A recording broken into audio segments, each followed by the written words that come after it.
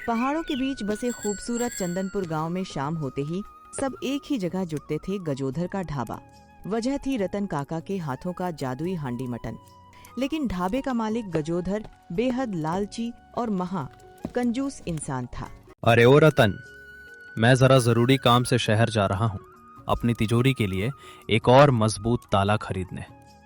पीछे से दुकान का ध्यान रखना, अगर गल्ले पर कोई मक्खी भी आकर बैठे ना तो उससे भी बैठकी का टैक्स वसूल लेना, समझे? जी मालिक, आप बिल्कुल निश्चिंत होकर शहर जाइए और रास्ते में कोई फिक्र मत कीजिएगा। मैं हमेशा की तरह पूरी ईमानदारी के साथ गल्ले की चाबी और रसोई का सारा काम अकेले ही संभाल लूंगा। ये अपनी ईमानदारी का लेक्चर मुझे मत झाड़, कान खोलकर साफ साफ सुन ले। अगर आज किसी को भी तूने मुफ्त में खिलाया या फूटी कौड़ी की भी उधारी दी तो शाम को आते ही सीधे धक्के मारकर नौकरी से बाहर निकाल दूंगा। जैसा आपका हुक्म मालिक, आप जैसा कह रहे हैं वैसा ही होगा। मैं आपकी बात का पूरा मान रखूंगा। आखिर ऊपर बैठा वो ईश्वर सब कुछ देख ही रहा है। मेरी तरफ से एक पैसे की भी गड़बड़ नहीं होगी। दोपहर होते ही ढाबे पर भूखड़ों की महफिल जम गई। गजोधर को न पाकर गांव के दो चालाक दोस्त रतन काका से मुफ्त की बोटियां ऐंठने की जुगाड़ लगाने लगे।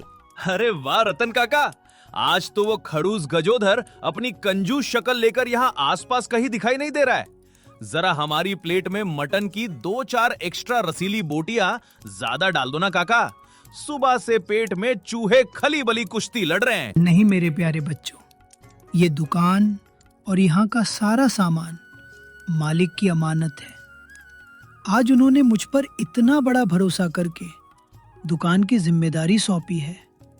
मैं अपने स्वार्थ के लिए उनके उस भरोसे के साथ कभी धोखा नहीं कर सकता। अरे छोड़ो भी काका, उस महाकंजूस गजोदर को कहाँ से कुछ पता चलने वाला है।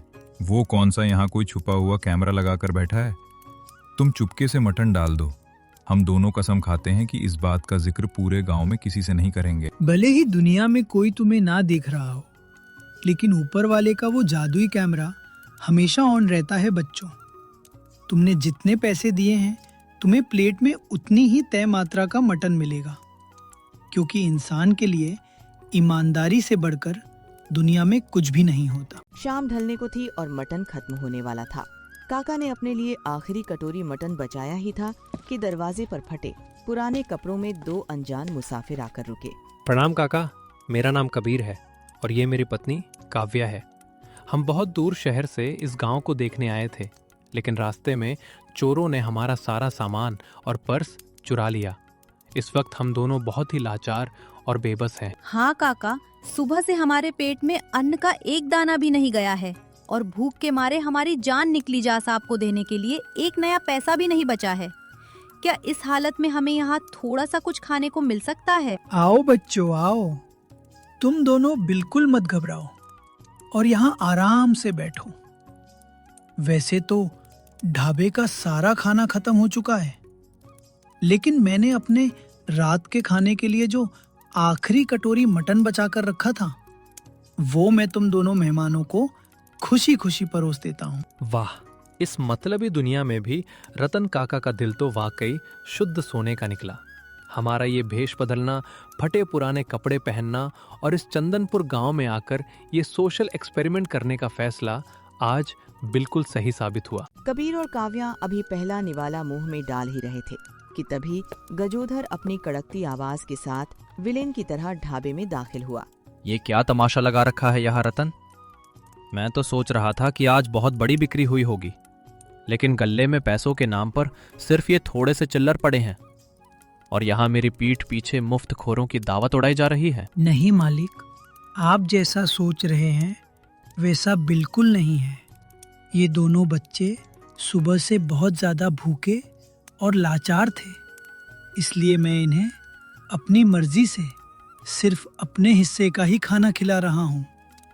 आपकी दुकान के सामान का एक दाना भी नुकसान नहीं हुआ है। अरे बंद कर अपना ये रोना धोना। तुझे आज बहुत बड़ी दया आ रही है ना? मेरी दुकान के गल्ले पर बैठकर मेरे ही पैसों से दानवीर राजा हरिश्चंद्र बनने का शौक मत पाल। ओए लड़के, तूने जो मटन दबाया है चल चुपचाप उसके पूरे 150 रुपए बाहर निकाल। साहब, हमारे पास इस वक्त सच में फूटी कौड़ी भी नहीं है। हमने यहाँ आने से पहले ही काका को अपनी सारी मजबूरी साफ साफ बता दी थी। उन्होंने अपनी इंसानियत के नाते हमें भोजन कराया है। आप बेवजह उन पर इतना ज्यादा गुस्सा मत कीजिए। गजोधर जब उन बच्चों को बर्तन मांजने के लिए मजबूर करने लगा तो रतन काका ने उन्हें बचाने के लिए एक सफेद झूठ बोल दिया। मालिक, आप इन मासूम बच्चों को मत डांटिए और ना ही इनसे बर्तन मंजवाइए। दरअसल ये दोनों शहर में रहने वाले मेरे एक बहुत ही करीबी दोस्त के बच्चे हैं। इन्होंने जो कुछ भी खाया है उसके पैसे आप इसी महीने की मेरी तनख्वाह से काट लीजिएगा। अच्छा, तो अब मेरे इस मशहूर ढाबे पर तू अपने शहर वाले रिश्तेदारों को मुफ्त में शाही दावतें उड़वाएगा? तेरी इतनी हिम्मत बढ़ गई है कि तू गल्ले की चोरी छुपाने के लिए मुझसे झूठ बोल रहा है और अपनी जुबान लड़ा रहा है। मालिक, भगवान के लिए बस इस एक बार मेरी खता को माफ कर दीजिए और मुझे नौकरी से मत निकालिए। इस ढलती उम्र और बुढ़ापे के पड़ाव में अगर मेरी ये नौकरी छूट गई तो मैं काम ढूंढने के लिए भला कहाँ जाऊंगा? तेरी कोई भी नौटंकी अब यहाँ नहीं चलेगी। अभी के अभी अपना सारा बोरिया बिस्तर समेट और मेरी आंखों के सामने से दफा हो जा। आज से तेरी ये नौकरी हमेशा के लिए खत्म होती है।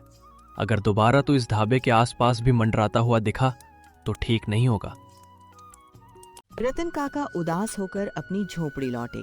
उनके पीछे पीछे वो अनजान जोड़ा भी छिपकर उनके घर तक पहुंच गया। घर पर काका की पत्नी कमला चाची बेसब्री से इंतजार कर रही थी। क्या हुआ जी, आज मुंह क्यों लटका रखा है? कहीं रास्ते में किसी ने आपकी लॉटरी का टिकट तो नहीं चुरा लिया? भाग्यवान, आज ढाबे पर 2 भूखे परदेसी आए थे।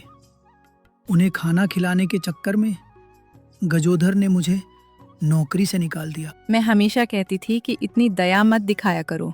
अब इस उम्र में हमारा पेट कैसे पलेगा? हम क्या खाएंगे? शांत हो जाओ कमला। गजोधर मेरा काम छीन सकता है लेकिन मेरे हाथों का हुनर नहीं। जो होता है अच्छे के लिए होता है। अगली सुबह जैसे ही सूरज निकला, रतन काका के घर के बाहर आंगन में एक चमचमाता हुआ मटन का नया ठेला और ढेर सारा नया सामान खड़ा था। प्रणाम काका और चाची। कल रात हमारी ही वजह से आपकी बरसों पुरानी नौकरी चली गई, इसलिए हम दोनों आपके लिए ये एक चमचमाता हुआ नया ठेला और मटन बनाने का सारा नया सामान लेकर आए हैं। अरे, तुम दोनों तो वही कल शाम वाले परदेसी बच्चे हो, लेकिन तुम लोग इतने ज्यादा महंगे सामान और इस चमचमाते ठेले के पैसे कहाँ से लाए? कहीं तुम दोनों ने कोई चोरी चकारी तो नहीं की ना? नहीं नहीं चाची, ये तो हमारी तरफ से आप दोनों के लिए एक छोटी सी और प्यारी सी भेंट है। हम बस यही चाहते हैं कि काका अब किसी की गुलामी छोड़े और अपना खुद का स्वतंत्र काम शुरू करें। बेटा, मेरी अपनी तो कोई संतान नहीं है, लेकिन आज तुम दोनों ने इस आंगन में आकर एक सगे बेटे और बहू से भी बढ़कर फर्ज निभा दिया है। मैं इस ठेले को जरूर चलाऊंगा। ठेला देखकर काका खुश तो थे, लेकिन कमला चाची के मन में गजोधर का खौफ अभी भी बना हुआ था। लेकिन बच्चों, तुम लोग उस दुष्ट गजोधर की ओछी फितरत को अभी अच्छे से नहीं जानते हो। पूरे चंदनपुर गांव में उसका बहुत बड़ा रसूख है। वो हमारे इस ठेले को सही सलामत चलने नहीं देगा और बर्बाद कर देगा। चाची, आप उस घमंडी गजोधर से बिल्कुल मत घबराइए। जब तक हम उस इंसान को सीधे रास्ते पर लाकर उसका सारा गुरूर मिट्टी में नहीं मिला देते, तब तक हम ये गांव छोड़कर कहीं नहीं जाने वाले हैं। हाँ चाची, क्या आप हम दोनों को कुछ दिन अपने इस छोटे से और प्यारे से घर में अपने सगे बच्चों की तरह रहने की इजाजत देंगी, ताकि हम सब मिलकर उसका सामना कर सकें? अरे पगले बच्चों, ऐसी बातें करके हमें पराया मत करो। ये घर आज से तुम्हारा ही है। चलो कमला, अब डरना बिल्कुल छोड़ो और रसोई में चलकर हमारे इस नए काम की तैयारी शुरू करो। अब रतन काका का हौसला 7वें आसमान पर था। वह सीधे अपनी रसोई में गए और अपने पुश्तैनी हुनर से खास मिट्टी की हांडी वाला मटन तैयार करने लगे। कमला, आज सारे खड़े देसी मसाले इस सिलबट्टे पर अपने हाथों से एकदम बारीक पीसकर तैयार करो।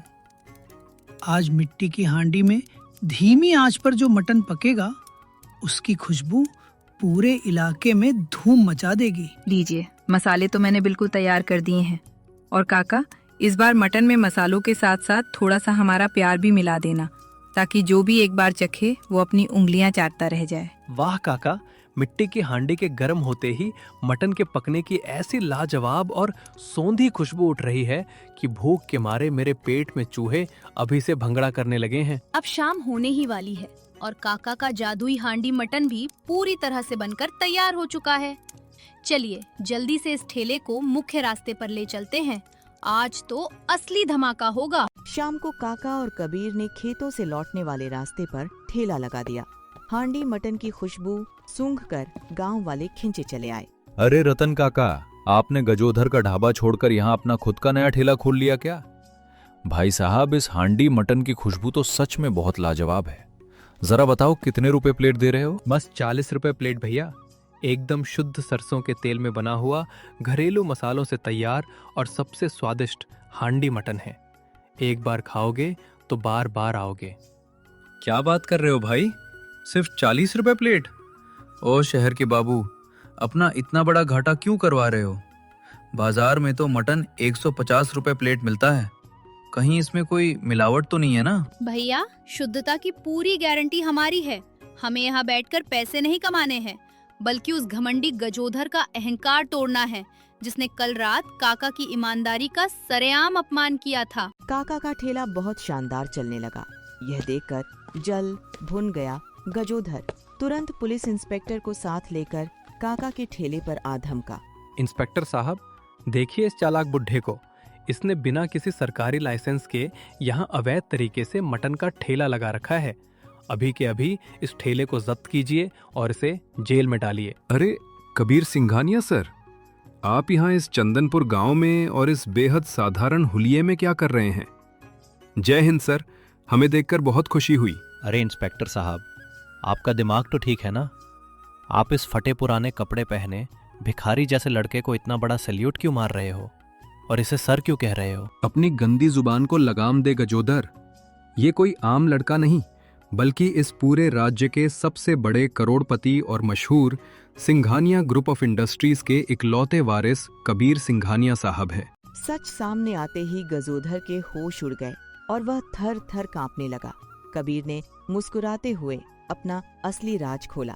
हाँ गजोधर, हम दोनों यहाँ भेष बदलकर एक सोशल एक्सपेरिमेंट पर निकले थे। तुमने काका का अपमान किया और उनका हक मारा। इंस्पेक्टर साहब, इसके ढाबे के टैक्स और गंदे बर्तनों की अभी जांच कीजिए। मुझे अपनी इस नादानी के लिए माफ कर दो रतन काका। मुझसे बहुत बड़ी भूल हो गई है।